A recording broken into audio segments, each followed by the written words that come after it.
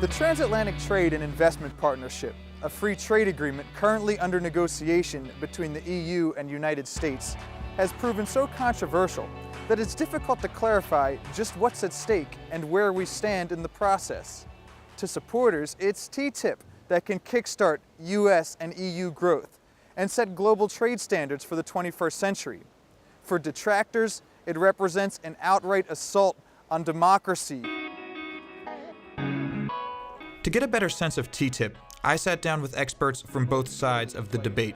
Our negotiation with the United States is probably the biggest agreement that we are negotiating because of the size of the transatlantic trade and investment relationship, and because of the fact that we are trying to be very ambitious. Trade is already happening, and so every little bit that we can make that easier by taking away unnecessary bureaucratic burden is something that we have to do. However, we believe that the figures that have been presented in the beginning of the negotiations were a sort of over-promotion of TTIP, like TTIP can save the world. We have done a lot of models, but these models produce our numbers, and we should take them with a grain of salt. But consistently, all our different scenarios and model simulations tell us that the potential welfare gains from TTIP for Europe are substantial. Typically, those economists use what's called the CGE model, the computable general equilibrium.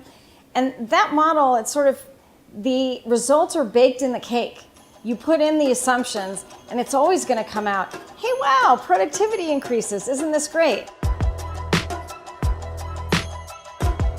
Critics have lambasted a lack of transparency in negotiations, as well as investor-state resolution mechanisms that could circumvent domestic law. Transparency is a legitimate concern. Many mistakes have been made around this issue. I don't think that we have yet been able to give a sufficiently clear indication about what it is exactly that we want to achieve with TTIP.